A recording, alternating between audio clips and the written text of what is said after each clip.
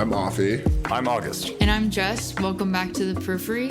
This week we talked to Stephen Caines, who is the Deputy Chief Innovation Officer at the Mayor's Office of Technology and Innovation in San Jose. Also my former boss, also retired DJ. I would say that I come from a musical family. Although my parents don't play instruments, all my siblings play at least 2. I went a little bit crazy with it and did 4. When I got to college, I really kind of got into DJing, mainly because I would sometimes go to events and the music would be so bad it would ruin my time. So I felt like I could do this better. And it really just started for that purpose, but I started getting pretty good. I always try to think, what is my end game? I realize that a lot of things can turn into 20-year journeys if you don't know when to stop. And so I always had this weird line in my head. I was like, hey, when will I know to stop and reevaluate? Do I want to continue doing this? And I just wanted to play for a crowd as far as my eye could see. And it seems a little bit ambiguous or vague, but I was able to open for T-Pain in 2015, and that was my largest show. I kind of took a pause after that, and I was like, do I need to continue doing this? But I'm very happy in my career now. The music industry is definitely not one of the easiest things out there, especially sustaining a career over decades. So I think I made the right choice, but I definitely miss it sometimes. So yet again, we have another technologist or a person working in tech. I guess he does have more of a kind of a technical background in some respects. He at least has an understanding of the technology, as he was talking about how that can help your communication skills in these realms where you're talking to a bunch of engineers, computer scientists. But as always, more and more, it seems very clear the technical skills are additive, not necessary. You don't need to learn how to code to essentially participate in tech policy of this entire ecosystem. I think the one thing it does offer you, though, is a small peek into the brain of a programmer and how they attempt and attack problems. And I think that once you start to understand that, even if you can't make full-scale applications by yourself, it allows you to be a better communicator and be able to translate your ideas, anticipate what type of questions or concerns that they might have. I think at a core level, I've always been kind of a tinkerer. My dad and I used to build model airplanes and fly them a lot. And my parents were very religious. And so I actually grew up in the church, and my parents joined the AV ministry when I was 12. So ever since I was 13, 14, I was learning how to run cameras, edit a switchboard, edit video. And that really kind of gave me that first I could do this. You know what I mean? In that sense. One of Stephen's technical skills, I think, is being young. He's about our age, a little bit older. He's experienced a lot of these recent collisions between our social institutions and our political institutions. He mentioned the 2016 election, which was a major inflection point for him in his career. 2016 election comes up a lot when it comes to people who got called to technology. Yeah, it seems like it was a mass trauma event. I guess if we could turn back the clocks a little bit, I started law school in 2016 at the University of Miami. To not get super political, but that was the year of a presidential election that was extremely contentious. And a lot of kind of traditional institutions that I saw were suddenly really threatened. And, I started realizing how frail a lot of these institutions are within the US. And I realized that also just being a minority legal professional, I felt that there was a more obligation essentially to take part in public interest. I think in our very first episode, wasn't that what you mentioned as what first brought you into the technology space? That's right. We had the privacy episode where we all were discussing our reasons why we cared about privacy. Mm-hmm. That, of course, that event, that kind of long process really is the first thing that came to mind to maybe have a reason to go to law school. And it was the same for Stephen. And so he was experiencing all these things kind of through the same lens that we are. And I think that kind of experience, it's not exactly technical. It's understanding that there's a lot of ramifications. And, it's really telling that he didn't go straight to a tech company. He first started working with the local government in Miami. I work for the Legal Services of Greater Miami. My initial project was helping them expand their online intake system to essentially be able to accept applications from other jurisdictions. And so the Legal Services of Greater Miami is one of the biggest legal aids in all of Florida. And they'd won a lot of grant money to essentially build an online intake system based there, but you could essentially forward cases. And so I helped do that. And then they kept me on for the entire year. And so I help with other things like bringing text messaging to their case management software. So that essentially allows you to reduce that whole game of phone tag with your lawyer. And it also maintains a log in the case management file. So that's kind of how I got my toes, I guess, into tech law. And then, I was able to spin that into a fellowship right after graduating. And now I work for the mayor's office. Making services more efficient, bringing this technical, almost Silicon Valley-like mindset to policy problems, realizing that they weren't really there in Miami. They didn't really understand those issues. And he looked around to where's the city, where's the place that sees these problems the same way that he does, And then he finds himself in San Jose. I realized early on, like I met this big law attorney, maybe in my 1L year, and I was just asking him for just advice. And he was like, if you're ever in a place in your career where you feel like you're pushing a boulder up a hill and you're hitting a lot of friction, just find a new pond to fish in. It's like, it's not worth it to push the boulder all the way up the hill and you might get crushed in the process. And I remember when I heard him say that at the time, I didn't fully get the context of what he was saying. But reflecting on that, when I was in Miami, for instance, I would tell people I was doing legal technology and they just give me like a blank stare. And like, even within some institutions I'd work in, people would come up and be like, hey, can you help me reset my Gmail? And they couldn't disentangle IT from legal tech. And so it made me realize that at the time, at least, some places are better to do civic innovation than others. And so when I looked at San Jose specifically, I saw year after year, they were awarded the most innovative city. I saw that there were a lot of really innovative projects that they were doing. And so I was like, okay, if I am going to dive into government, I'm not going to go into some place that just started doing civic tech. I'm going to go to a place with a strong track record of it that has been recognized and is very visible about their activities. And so while, yes, government is traditionally viewed as a little bit conservative, old, buttoned up, I was really encouraged by not only the few people that I had met that were already working at the office, but also just the body of work that they produce. And I was like, I know that I can come onto this team and contribute meaningfully, given that there's already been that momentum. And I didn't feel like I was breaking ground as someone who had just gotten out of law school. He goes to law school. And what I found interesting also, and what I think has been a recurring theme throughout the podcast, is that although law and going to law school can teach you a lot of valuable tools to address some of the legal and social dimensions of technology, he also was talking about the limits of just direct client service. If you're just working for one specific client, you're of course bound by the demands of that client, and you're primarily just an advocate for that client rather than someone who's seeking broader social transformation per se. My first summer, I actually interned doing juvenile delinquency defense. And so for my non-lawyer audience, that's essentially representing children charged with crimes in Miami-Dade. And that was very eye-opening. I knew beforehand criminal law was going to be a little bit intense and probably not the right thing for me. Working with children made everything 10x, and it made me realize that people in general have trouble understanding consequences.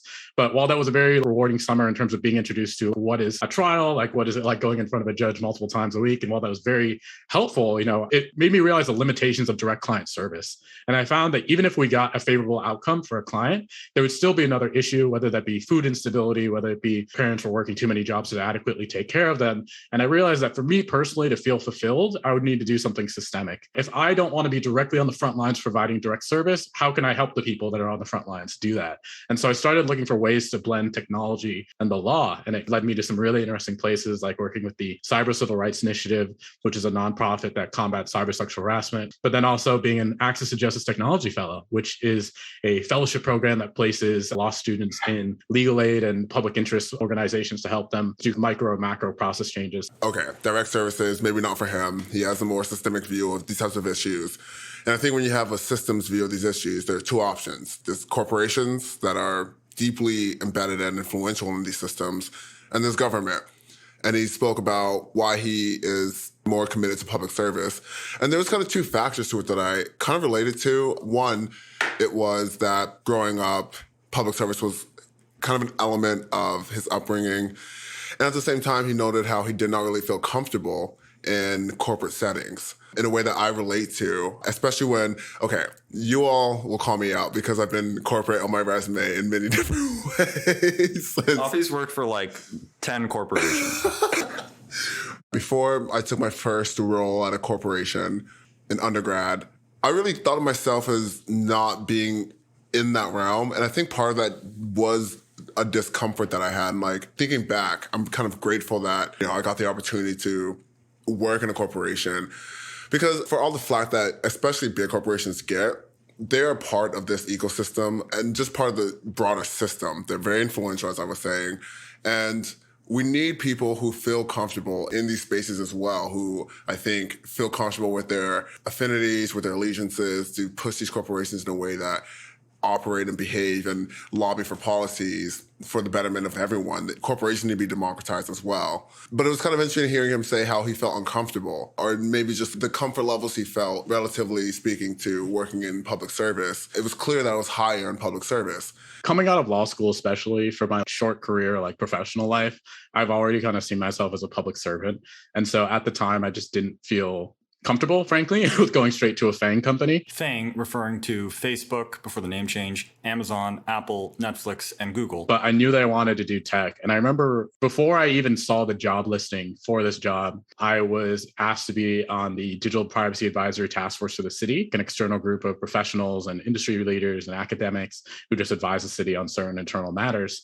And I felt comfortable. Like, there's always a little bit of that imposter syndrome whenever you join a board of people that are like significantly older than you in that sense. But, as soon as the conversations got flowing, I was like, oh, I do have things to say that are worthwhile here. And I do belong here. I think that was like my first peak. But when I read the job description, and originally I came in as a senior advisor, I was just promoted to Deputy Chief Innovation Officer in January. But in my initial role, when I read that job description, I almost got chills. I was like, oh, this is exactly me. And I felt like at the time, there's only a handful of people probably on the West Coast that could do this exact specific job, as well as all of the soft details that come with that, being a staffer, essentially.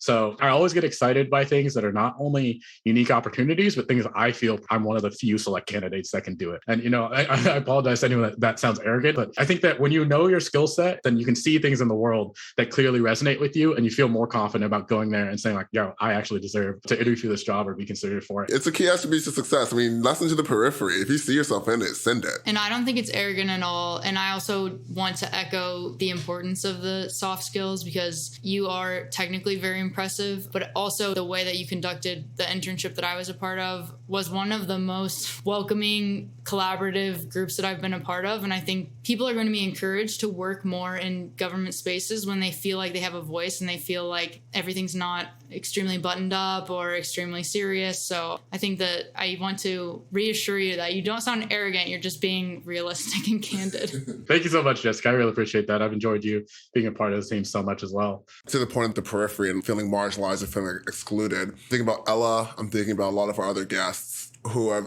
kind of expressed the discomfort, maybe not so much with where they work, but also just the subject matter which they engage with. So much of that has to do with confidence and comfort. It's so hard to really imagine yourself having careers in certain realms or having an influence or being able to really kill it when you don't have that confidence or you really don't have that imagination that this is for you as well. You can step into here and you can have an impact. And obviously he's having a pretty big impact in the San Jose's office, but it was pretty relatable for me to hear his discomfort and also made me to kind of reflect on why it's not lost on me that for myself, I feel very comfortable in these settings. And that's definitely due to the fact that I've just had opportunities to insert myself and kind of realize that there's a role for me there as well. Mm-hmm, mm-hmm. And I think he was able to overcome those discomforts, these barriers that he saw in different kinds of work environments. And there was a virtuous circle where he recognized that he wanted to be engaged in these things and he was confident and able to do it. And then he learned things that made him actually very unique and valuable. And then he recognized that there are certain opportunities that are not only unique, but he's one of the few candidates who can actually do it because he's actually had experience with these issues. And over time, he was able to teach us things. For example, when we were talking to him about what should be the role of tech companies in managing complex digital technologies that have the power to harm people, he posed us with a question that we are adding to the Periphery toolbox, which is, if tech can't be ethically created, can we justify its use in any situation? I guess from a more logistical standpoint, really understand how the tool is made and what discussions went on at the beginning. So, I think with facial recognition, when I talk about it, I often categorize harms as immediate harms, which is your misidentifications and your false accusations. I talk about the due process issues that have arisen in certain cases, like the state of Florida v. Willie Lynch, where we just do not have the evidentiary rules yet, in my humble opinion, to meaningfully be able to address the accuracy and the ethics of these different technologies. And then finally, the surveillance state. One kind of thing that I bring up and people seem to process a little bit is, if a technology cannot be ethically created, can you justify its use? Facial recognition is innately being created with millions of privacy violations by people not consenting for their photo being used for that use. Can we honestly say that it should be used? And that's a different question from, is it accurate? Is it biased? Is it whatever? I'm just arguing that if you can't build an ethical machine, maybe you shouldn't build it in the first place. And so really getting to the heart of how that tool is created, not just saying, oh, we bought this, so therefore it's legal and it's all good. I think that's another major conversation that corporations can have in-house. Like, what we're originally trying to do, how does this tool currently perform, and who does it impact?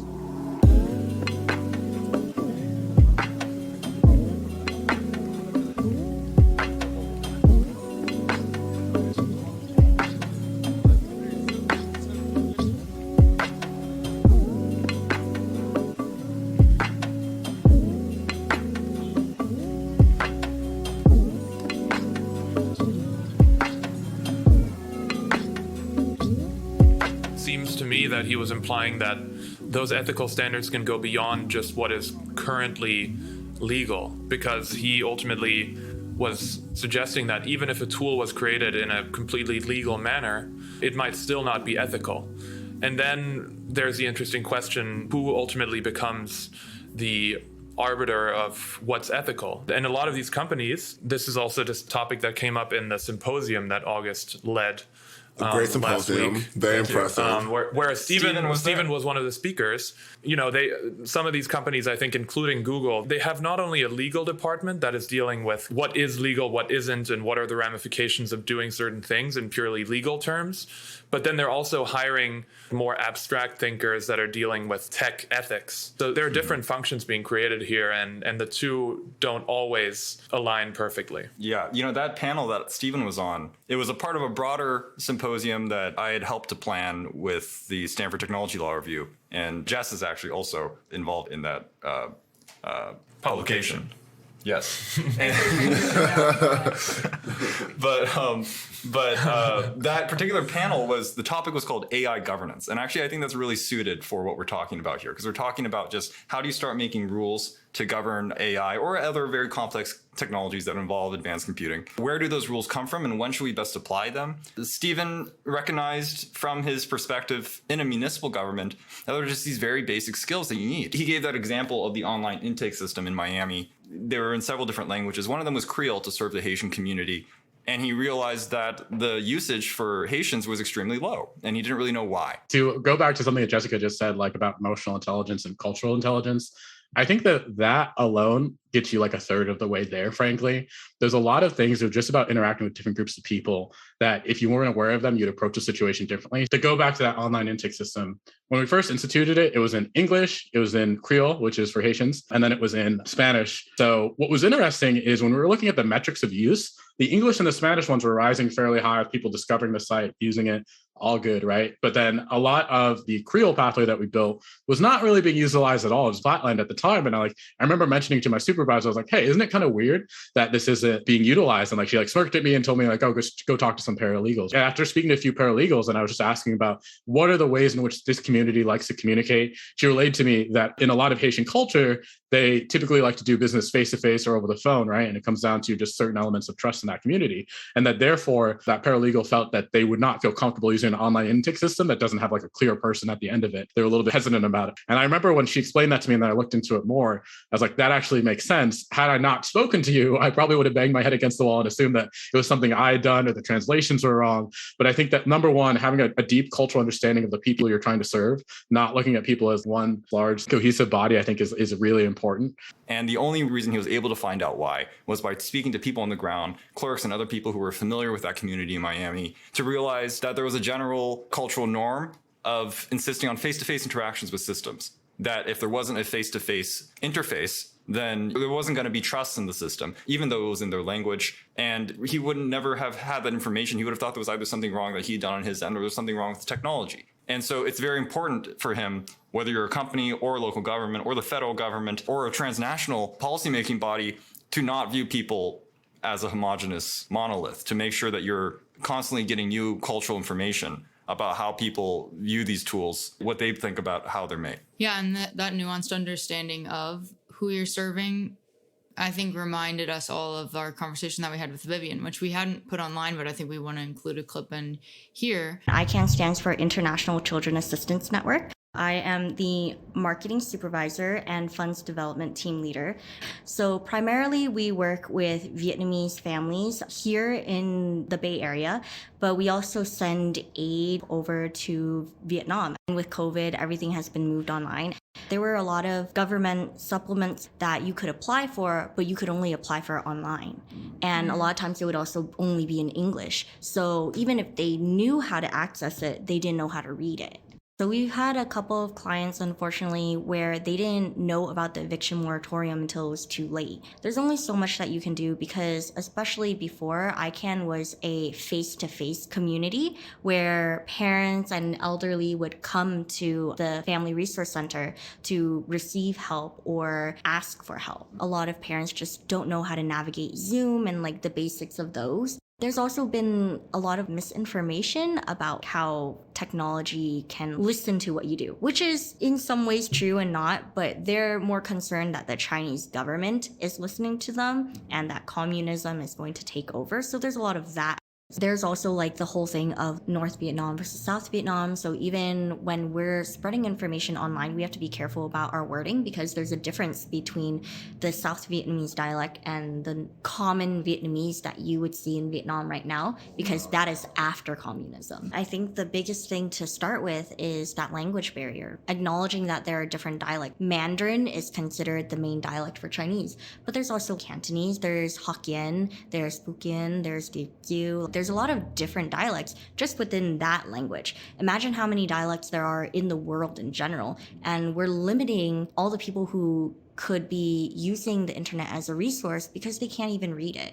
Asian communities are more likely to be living in an intergenerational household. So while we're posting on Facebook or Instagram or on our website, we were reaching out to the younger generation to educate their older generation. If we had a free vaccination clinic that was happening within the weekend or something, we would post something on our Facebook and tell people, take them down. You don't even have to register. You can just go there, show up, and see if you can get the shot. And we saw a lot of people actually like bring their grandparents. Bringing in a trusted source. Exactly. It really brings to bear the reason why Stephen was perfect for the job that he found. It wasn't just that he had the technical background, but it's because he was willing to put the time and energy into really understanding the needs of different members of the community. Like you said, like not serving a monolith. And I think, frankly, that's what makes government work more interesting, I think, than corporate work, which is that when you are in a corporate position, you just need to serve the shareholders. Like that's your number.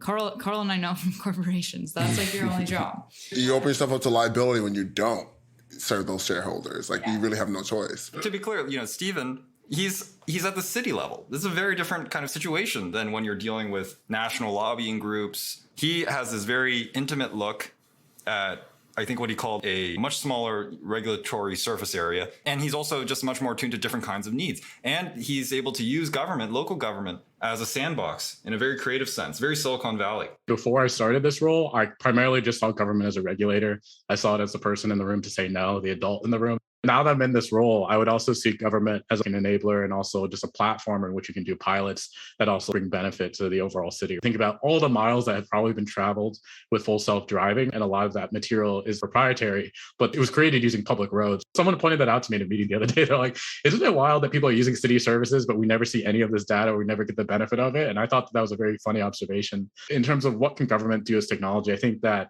a very sound risk tolerance, you can start to wager into some areas, and you can really do some really interesting pilots. For one, he talked about crypto mining for citizens, using a little tiny bit of their internet to mine, and that's funding for the city. Since one we have going is with this company called Helium. They are a company that makes these low-around sensors. So low-around is, and forgive me, I'm going to butcher this acronym. I think it's Low Object Wide Range Area Network. It's a proof-of-stake network. They have their own coin and everything. What's really interesting about this is that we place these mining devices in the homes of certain San Jose residents that volunteer for this program. It uses 1 megabit of internet to turn cryptocurrency, and then we can use that money for digital inclusion efforts. That's one way of neighbors helping neighbors.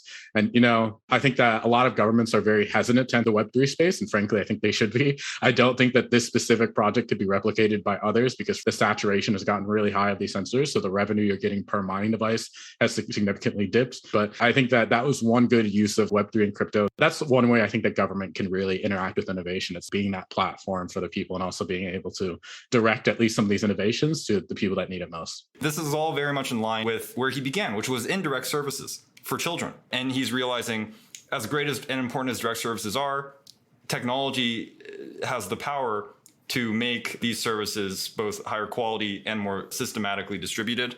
That's the mission of Codex, the Institute for Legal Informatics that he was a fellow at. It's all about thinking about how to automate the services that people need in a way that doesn't take away a lot of the valuable mechanisms, tools, and norms that we've used to make sure that those services are actually useful, genuine, and effective for people. That all speaks to kind of the role of government, how his first perception being government as the parents in the room, they say no. Whereas now he kind of has a more nuanced view where the government can be an enabler to kind of incentivize the trajectory of innovation. People don't really like sit and consider. Everything feels inevitable, but it's not. It takes a lot of advocacy from business folk, from policy folk, and from just consumers, really, by the value of their dollar, that really pushes innovation. I thought another cool part about the conversation was when we started talking about channels of radicalization online, whether it's pockets of extremism or just the slippery slope that is trolls online.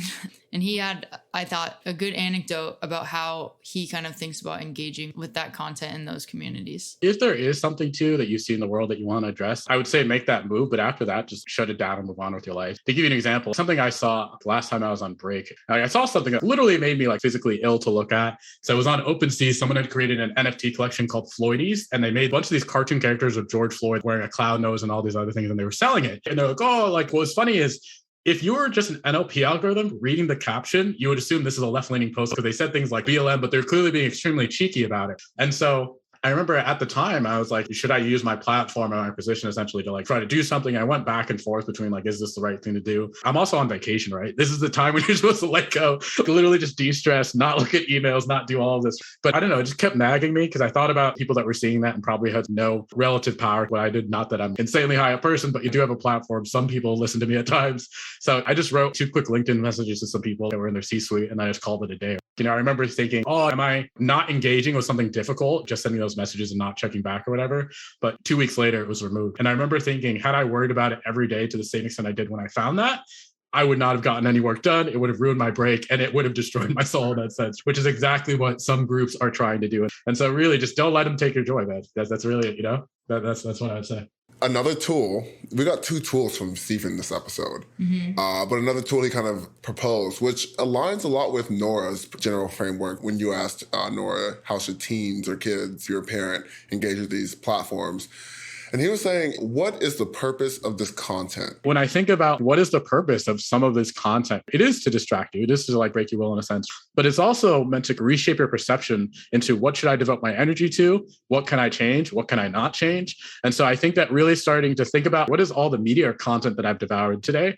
And if I had to put them in a box, where would each one go? And if there is something that you think is on that line, maybe try to diminish your time with it or reduce the amount of interaction that you have with it and try to go that route is how I would potentially do it. But I think that conscious consumption of content is the only way that you beat this animal. Because if you just take everything in, you're going to get really sad, frustrated, and just really lose your way. And you're not going to be able to wake up and fight the battles that really need to be fought. And I think that's also a really helpful framework, primarily because I feel like it's so easy not to critically examine, especially on platforms like TikTok and Twitter and Facebook, maybe less so YouTube, where it's less intentioned what you interact with, but you just receive it based on algorithms, based on whom you follow.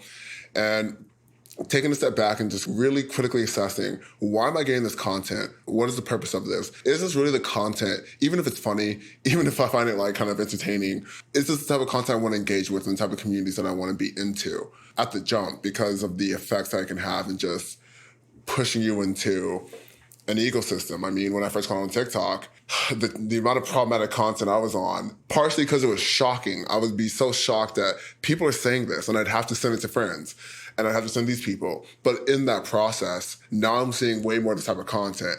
And now I find how I'm viewing the world, it's different.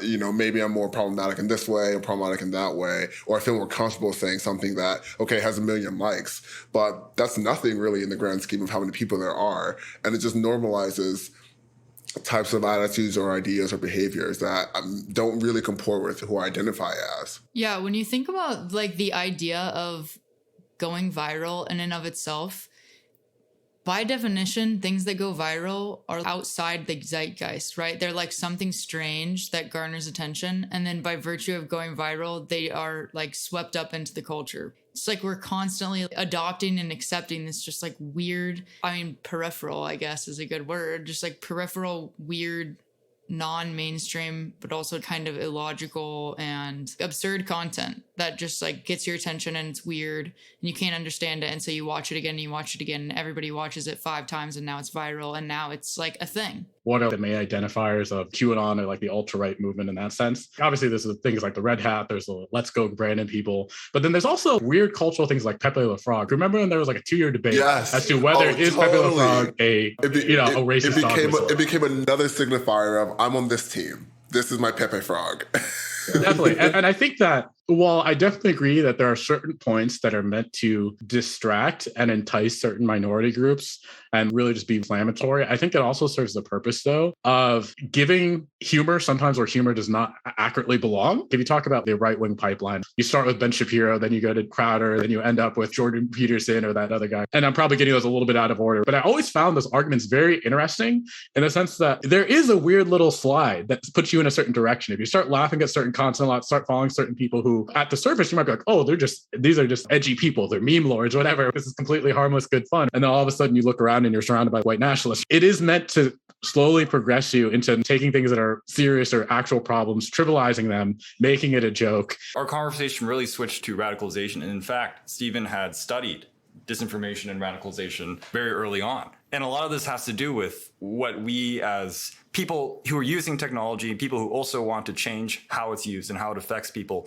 What's the limits of what we can do? One of them is this conscious consumption. How do you classify the things that you're seeing as either humorous or otherwise? I personally am a huge fan of YouTube and YouTube videos. August and I, we have some interesting channels that we're watching right now. We can highly recommend Atlas Pro. Is he our sponsor now? Specifically his video on penguins and why there are no penguins on the North Pole, and how there used to be a great auk that was kind of like a pseudo penguin, but unfortunately went extinct. It did. This is a fascinating story. But like, if you go onto my YouTube page, you'll just see you guys are such dorks.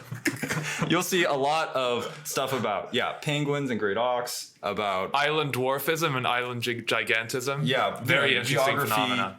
Planetary geography, just random stuff that is really nerdy and fascinating. And I'm like, well, you are a Stanford Law student, you know. Yeah. Many nerds here. Yeah. Not me, though. I'm cool. And like Stephen described this process in pretty funny terms, but it also just shows how abrupt it can be, where you just laugh at some disinformation. You think it's a meme. You think it's kind of hilarious. And all of a sudden, everyone in your online environment is a white nationalist. And that, it's hard to, I actually didn't have a point here. I was just wanting to express what my YouTube page is. Okay, before we close out, there's 2 things. One, there's some law or some principle that someone has like theorized that like, the Hitler thing? Every single like online discussion at some point will invoke Nazism. Yeah, what's the all called? But, you know, whatever that is. Okay, little add-in from the editor here. I looked it up. It's Godwins Law that as a discussion on the internet grows longer, the likelihood of a person being compared to Hitler or another Nazi reference increases. But Wikipedia said that a Harvard study said that it's not inevitable that online discourse will disintegrate into reductio ad Hitlerum, although invoking such topics tends to lengthen the conversation.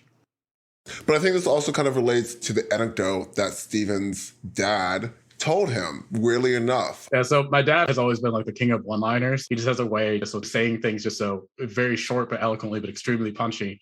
And there was a time when I was a kid, I was playing too many video games and watching too much TV.